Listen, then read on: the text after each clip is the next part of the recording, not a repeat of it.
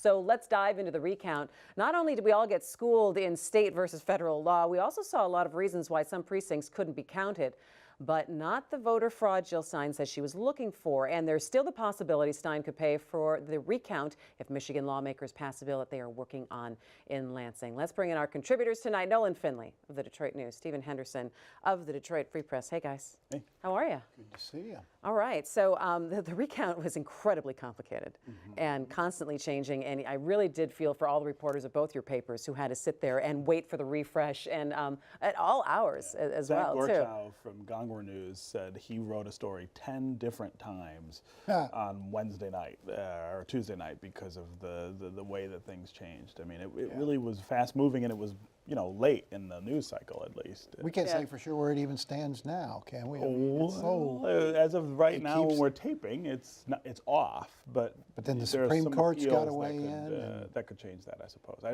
don't think they will, but boy, it's been hard to. You don't think the state Supreme Court will weigh in? Well, the federal court said it's off now. Done. But the appeals court, you could take the appeals court decision. You could take that to the state Supreme Court, and I thought that's. Oh, I see. Yeah, you could do that.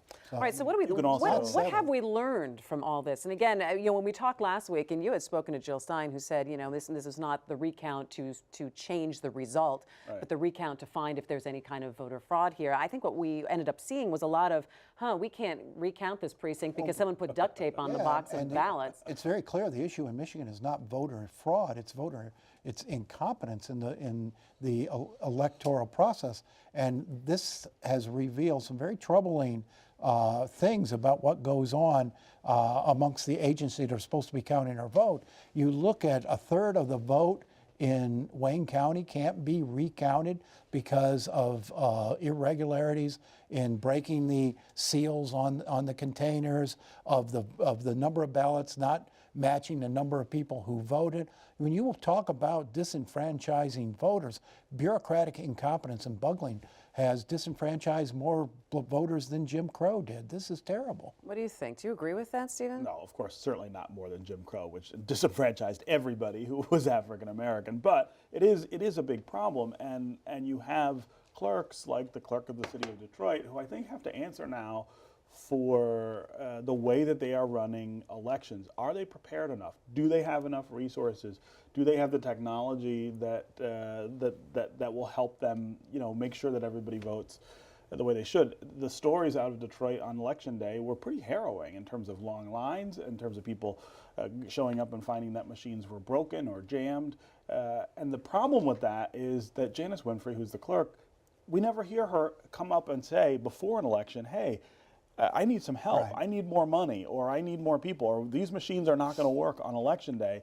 And that really is her job. She is to be the advocate for the voters, and the city, you know, I think would be willing to help, or maybe the state, I'm not sure how much help she could get, but you never hear her say this is broken and we need to fix it, and she's got to start until doing that. after. I mean, she's been alibiing all week about machinery and this, but they're finding incidents when they're opening these containers of ballots that have notes written on them by the poll workers. This person didn't vote in the district court rate, for example. Those ballots should not be touched or tampered with after they've put in that scanner and go into this sealed box. Yeah, I mean, a lot of voters also go out and stand in line for all of this time, and then poll workers spoil their ballot. I mean, there's something wrong with that.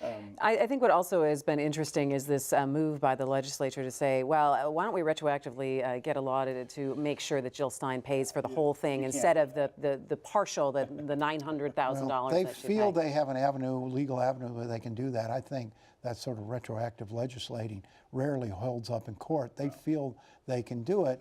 And on one hand, I think it's probably not going to hold up. On the other hand, I think if you ask for a frivolous recount, which is what this was, the taxpayers in these counties shouldn't bear the cost.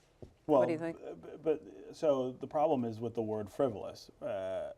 The law doesn't have any description that would allow you to apply a legal standard to that word. So her request for a recount doesn't look any different than anybody else's, and it wasn't treated any differently. And so if they pass this law, it's a pretty clear equal protection violation that would get overturned in federal court. But Sure, and it would waste a lot of our time. As they look for remedies, I think if you've lost the election 99% to 1%, you probably shouldn't be able to put the taxpayers through the expense of a I would recount. argue the other side. I would argue that anybody should be able to ask for a recount because there shouldn't be a problem reaffirming the fact that votes were cast and counted. I don't think there's Then you anything should wrong be with prepared to that. pay for it. The taxpayers of these counties who can barely buy good equipment for their people to vote on shouldn't be asked to take all of these hundreds of Maybe thousands we of don't See, then, dollars. Again, are you for opening counties across the state up to serious financial loss If you there? look at other states and the way they deal with recounts, first of all, they're a little more lax than Michigan is in terms of how they do it. They're also way more forgiving in terms of some of the errors that we're seeing ballots discounted for in Michigan that wouldn't happen in other states. I mean, here again, we're a backwater on this kind of stuff. We're a backwater on the way we let people vote. We don't have early voting. We don't have same-day registration. We have nothing that other states we do still are doing have- to try to make sure that the franchise is protected. We still do have paper ballots, and I think that's a good thing because when a recount is necessary, they're counted by you machine. have, not in this case, I mean, not the recount. The recount. The recount Recount's was by going on hand. So you do have something you can recount. In other states, it's electronic, that's a and this problem in whole some issue states, of too. hacking becomes into play where it doesn't in Michigan.